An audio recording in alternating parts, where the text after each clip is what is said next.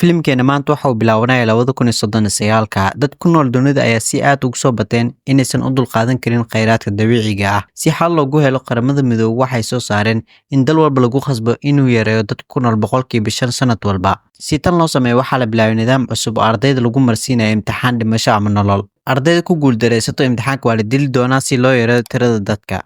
Dilka waxaa lagu sameeyay iyadoo ardayda lagu durayo cirbad si dhaqso leh u disho aan xanuun lahayn. Waxaa sheekada soo galaya gabar lagu magacaabo Lina oo ah arday jaamacadeed oo caawinaysa wiil yar oo dugsi sare dhigto oo lagu magacaabo Simeon. Simeon wuxuu aad ugu baqayay imtixaanka sababtoo ah ma yaqaanin sida loo xalliyo xisaabaadka adag. Wuxuuna ka walwalsanaa inuu dhaco oo la dilo. Linan waxay siinaysaa lentic digital indhaha la gashto oo u sahlayso inuu wax ku khasho markuu imtixaanka galayo. Dhanka kale waxaa jira wiilka lagu magacaabo Black oo ah arday jaamacadeed aabiis wuxuu ahaa gudoomiyaha gobolka Texas. Waxaana loo yaqaanaa Deyan. Black wuxuu guriga soo baxay isagoo ku socdaalayay baabuur ayna la socoto saaxiibtiis Alien oo iyaduna ka baqaysay imtixaanka sababtoo ah ma aysan baran. Black kastaba haatee wuxuu ku kalsoon yahay inay ka gudbi doonaan imtixaankaas inkastoo ay iyadu garan la'adahay meesha uu kalsoonida badan ku keenay. Si lama filaan ah nin u shaqeeya aabaha Black ayaa u yeeraya isagoo ku leh aabba ayaa ku raba hadda. Markii Black uu guriga ku soo noqday si uu la kulmo aabiis, Denan ayaa ku canaantay inuu yahay mid aan mas'uuliyad lahayn. Isagoo u sheegay maxaad saaxiibtaada waqtiga ugu khasaarinaysay. Imtixaanku waa mid nolol iyo geeri ah. Haddii aysan Alien imtixaan ka gudbin, waxay noqon doontaa mid dhimanaysa sababtaada darteed. Markii la gaaray maalinta imtixaanka, ammaanka ayaa si aad ah loo adkeeyay. Ardayda ayaa la baaray si loo hubiyo inaysan wax qish ah wadan. Black wuxuu ka codsaday Lina inay siiso indhafiiqe si uu ugu faa'iideysto imtixaanka. Laakiin Linan ma aysan haysan indhafiiq kale. Waxay isaga ugu tagtay si ay ula socoto saaxiibkeeda Kellyan, iyagoo safka ugu jiro baaritaanka amniga. Intii lagu guda jiray baaritaanka, arday ayaa lagu qabtay isagoo ku qoraya jawaabaha gacantiisa oo isticmaalaya khad qarsoon. Wuxuu isku dayay inuu baxsado laakiin ammaanka ayaa qabtay. Waxayna isticmaaleen shabaq koronto ah oo ku xiran. Ardaygaas nasiib darrada ayaa la dilay ka hor intuusan imtixaanka gelin. Imtixaanku wuu bilaabmaya wuxuuna soconayaa 2 saacadood. Dhammaan ardaydu waxay isticmaalayaan tablet casri ah oo sanadka 2039 la hirgeliyay. iyagoo dhammaan imtixaanka si elektaroonig ah u sameynayaan. Linan waxay si dhaqsi ah u xalisay dhammaan su'aalaha xisaabta. Waxay noqotay qofkii ugu horeeyay ee dhameeyay. Saaxiibkeeda Kellyan dhanka kale wuxuu dhibaato kala kulmay su'aalaha adag ee xisaabta. Markii imtixaanka la dhameeyay, macallimiinta ayaa isla markiiba saxayay jawaabaha.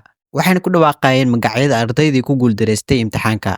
Arday walba wuu baqaya sababtoo ah qof kastoo magaciisa la sheegay isla markiiba waa la dili doonaa. Markii magacyada la sheegay, qaar ka mid ah ardayda waxay bilaabayeen inay ooyaan oo naxaan. Markii imtixaanku dhamaaday, arday badan ayaa si dhib leh u sugaysay natiijada. Nasiib daro, waxaa lagu dhawaaqay Alien oo ah saaxiibada Black oo ay ku dhacday imtixaanka, taasoo ka dhigan in la dili doono.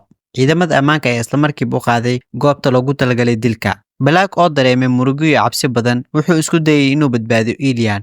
Wuxuu telefoon u diray aabiis Deyan si uu uga codsado inuu adeegsado awoodiisa si loo badbaadiyo Alien. Laakiin Deyan wuxuu ku jawaabay, sharciyadu waa kuwa loo siman yahay, mana samayn karo wax aan waafaqsanayn sharciga. Black oo aad uga careysan wuxuu go'aansaday inuu isku dayo inuu badbaadiyo Alien, isagoo qudhiisa galay xarunta, isagoo la dagaalamaya ilaalada ammaanka. Wuxuuna ka codsaday Alien inay baxsato ee orado. Alien waxay isku dayday inay ka cararto xarunta, laakiin nasiib daro, ciidamada ammaanka ayaa mar kale qabtay. Black waxaa lagu dilay Alien hortiisa, taasoo si daran u niyad jebisay. Sanad kadib waqti imtixaanka ayaa soo dhawaanayay, waxaana imtixaanku noqonaya kii ugu horeeyay Judy oo ah walaash yar ee Lina. Linan waxay isku dayeysay inay Judy dejiso oo ay ku dhiirigeliso inay nafteeda aaminto. Isla waqtaas macallimada Evan oo si weyn ugu warheysay gabadha ayaa sidoo kale isku daysay inay dejiso Linan oo ay ku taageerto walaaca ay ka qabto walaasheeda imtixaanka adag. Black oo weli ka careysan dhacdadii Alien wuxuu go'aansaday inuu sanadkan isaga qudhiisa si culka ugu dhaco imtixaanka si uu ugu arguto aabiis Deyan. Nasiib daro, aabiis wuxuu adeegsaday awoodiisa wuxuuna kala xiriiray maamulaha imtixaanka ee Mason si uu Black ugu guuleysto imtixaanka si sharci darro ah. Mason wuxuu si qarsoodi ah u bedelay natiijada Black isagoo siiyay darajo aan u qalmin. dhanka kale Linan iyo saaxiibkeeda Kellyan waxay galeen imtixaanka oo si adag u dadaaleen. Linan oo mar walba safka hore ka ahayd ardayda ugu wanaagsan waxay si kalsooni leh u dhameysay su'aalaha imtixaanka. Laakiin markii natiijada la soo saaray, waxaa lagu dhawaaqay in Linan ay ku dhacday imtixaanka, taasoo ahayd mid lama filaan ah oo aad loogu naxay. Dhammaan ardaydii macallimiintu waxay ku wareereen sida arday sida Linan oo kale ay ugu dhici karto imtixaanka. Ciidamada ammaanka ayaa isla markiiba u kaxeeyay Linan si loo dilo, laakiin macallimiinta Evan ayaa isku daysay inay joojiso oo ku doodo in wax khalad ay jiraan. Markii ciidanku adkaystay inay natiijooyinkiin kuwa kama dambeys ah, Evan oo si qarsoodi ay Linan u siisay furaha albaabka baxsashada, iyadoo isku dayday inay badbaadiso. Halkaas oo Black u soo baxay inuu Linan ku caawiyo qorshaha baxsashada, maadaama uu hore u ogaaday nidaamka cadaaladda ee qalafsan. Markii uu Black ka carray dabaaldega ardaydii guuleystay, wuxuu go'aansaday inuu ka hortago nidaamka musuqa ku shaqeeya. wuxuuna soo galaya qolka ilaalinta isagoo la dagaalamaya ilaalada halkaas joogtay. Wuxuuna helaya furaha ugu gudbi karo meelaha laga ilaaliyo xarunta isla waqtigaas Lina ay ardaydii kale ku dhacay imtixaanka waxaa lagu wacay goob gaar ah si loogu diyaariyo dilkooda. Waxaa loo xiray dhar gaar ah oo caafimaadka lagu ilaalinayo ka hor inta aysan helin suntii lagu dili lahaa. Black wuxuu awood u yeeshay inuu joojiyo korontada xarunta oo dhan, taasoo abuurtay foodo weyn. Ardayda ayaa fursadaas ka faa'iidaystay si ay u baxsadaan, laakiin nasiib daro inta badan waxaa dib loogu qabtay goobta. Si kastaba Lina oo adeegsanaysay furihii maclimadda si qarsoodi ah ugu dhiibtay, waxay u suurtagashay inay ka baxsato goobta. Markii maamulka sare ee xaruntii horkacay Mason uu ogaaday in Lina baxsatay, wuxuu amar ku bixiyay in ciidanka oo dhan loo diro inay qabtaan iyada. Si kastaba ha ahaatee, isla waqtigaas Black wuxuu la kulmay Lina oo ka caawiyay baxsashada, wuxuuna ku wargeliyay inay jiraan cadeymo muujinaya in natiijada imtixaanka si qaldan loo bedelay. Si ay u helaan xaqiiqda, waxay galeen dhuumaha hawada qaadista si ay u galaan qolka service-ka, halkaasoo lagu hayo dhammaan xogta natiijooyinka ardayda. Intii ay dhex socdeen dhuumaha, Black ayaa si lama filaan ah ugu dhex dhacay barkad weyn. Lina ayaa ku booday si ay u badbaadiso, iyadoo u samaysay neefsashada macmalka ah kadib markii uu miyir daboolmay. Nasiib wanaag wuu soo naaxay, waxayna labadooda iska bedeleen dharka qoyan, waxayna sii wateen socdaalkooda. Markii ay galeen qolka service-ka, waxay ogaadeen in ilaalada goobta ku dhowdahay. Lina oo aad u walwalsan ayaa si lama filaan ah u tuurtay furihii muhiimka ah ee ku dhacay dabaqa hoose. Ciidamada oo goobtii maray ayaana ka war helin, waxayna isticmaaleen qorshe maskaxeed oo aynay adeegsan shay bir ah oo leh fiilo si ay u soo qaadaan furaha iyagoo aan lagu ogaan. Intii ay ku jireen qorshahooda, codkooda ayaa soo jiitay mid ka mid ah ilaalada. Black wuxuu isku dayay inuu Lina ka difaaco isagoo ku haray qolka cilmiga ah. Lina oo wali qolka hawada qaadista ku jirto waxay sameynaysaa dadaal dheeraad ah oo soo qaado furaha iyadoo isticmaalaysa fiilo ay ku xidhay bir oo soo jiidan karto. Iyadoo xaaladdu sii adkaanaysay, ilaaladan ay si joogto ah ugu soo dhawaanayeen. Black ayaa isku dayay inuu wax ka qabto culeyska, halka Lina ay dhanka kale dadaal ugu jirtay inay si degdeg ah u hesho furaha.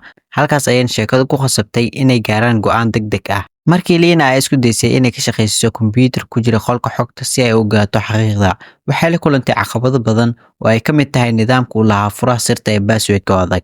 Waxayna xasuustay in saaxiibkeeda Kellen uu khibrad u leeyahay jabsiga kombiyuutarada. Kadibna waxay la xiriirtay Kellen, kaasoo ku guuleystay inuu jabiyo nidaamka uu ka helo xogta saxda ah ee ardayda. Lina oo si taxadar leh xogta ugu baaraysay waxay ogaatay in ardayda badanaa lagu sheegay inay ku dhaceen imtixaanka ay dhab ahaantii guuleysteen, balse si culakaca loogu diray kiiskii dadkii la dili doono. Waxay sidoo kale ogaatay in nidaamka dhammaan uu hoos tago aabaha Black oo ah Dania, oo ka mid ah madaxda ugu sareysa musuqmaasuqa oo si toos u wado. Lina waxay ku shubtay dhammaan xogta sirta ah kombiyuutarka Kellyan si ugu faafiyo warbaahinta iyo bulshada caalamka. Intaas kadib, korontada ayaa soo laabatay, kaamirooyinkan dib ayay u bilaabeen howlgalkooda. Mason oo ka tirsan maamulka xarunta wuxuuna arkaya Lina ku jirta qolka xogta, isla markaana wuu qabanayaa. Isla waqtigaas, Black oo ku labisan dharka ilaalada wuxuu galaya qolka lagu fuliyo dilka, wuxuuna isku dayay inuu ardayda badbaadiyo. Mid ka mid ah ilaalada ayaa shakiyay, waxaana dhex maraya dagaal xoog leh labada dhinac. Intii ay isdagaalayeen, wejiga Black ayaa laga bixinaya maaskaradii uu xidhnaa, taasoo keenayso in la aqoonsado. Dhanka kale, Kellen oo haystay xogta sirta ah wuxuu la xiriiraya wariyaalka si uu faafiyo xaqiiqda musuqmaasuqa ku jira nidaamka waxbarashada. Wararka ayaa si degdeg ah ugu faafaya dhammaan baraha bulshada iyo telefishinada, taasoo abuurtay caro badan oo dadweynaha ka dhan ah maamulka iyo nidaamka waxbarashada. Guud ahaan, bulshada caalamka ayaa aad ugu falcelisay, iyadoo dadweynaha si cad u muujiyeen inay kasoo horjeedaan musuqmaasuq baxsan. Wareysi uu qabtay aabaha Black, Daniel oo ah musharax u taagan madaxweynaha, wuxuu isku dayay inuu iska fogeeyo eedeymihii isagoo la soo jeeday si uu muujiyo daacadnimo been ah. Wuxuuna qirtay in nidaamka leeyahay dhibaatooyin, wuxuuna ku eedeeyay Mason inuu yahay maskaxda ka dambeysay nidaamka musuqmaasuqa si uu badbaadiyo sumcadiisa. Daniel wuxuu amray dhammaan ardaydii ku dhacday imtixaanka uu ku jiro wiilkiis Black si degdeg ah loo dilo. Waxaa jira xiisad weyn oo soo wajahday Black iyo Lina isku dayay inay ka baxsadaan xarunta ka hor inta aysan fulin dilka. Dhanka kale, Kellen ayaa ku dadaalaya inuu xogta sirta u gudbiyo dad kale si aysan mar dambe loo qarin xaqiiqda. Markii ardayda la keenay qolka lagu fuliyo dilka, Mason wuxuu wacay Dania oo ah aabaha Black iyo mas'uulka ugu sarreeya nidaamka musuqmaasuqa. Mason wuxuu weydiiyay ogolaanshaha si uu fuliyo dilka. Si lama filaan ah, Dania wuxuu amar ku bixiyay in aan la dilin Lina sababtoo ah waa arday xaqiiq ahaan guuleystay. Si kastaba ha ahaatee, wuxuu go'aansaday in Black oo ah wiilkiisa lagu bedelo oo isaga la dilo.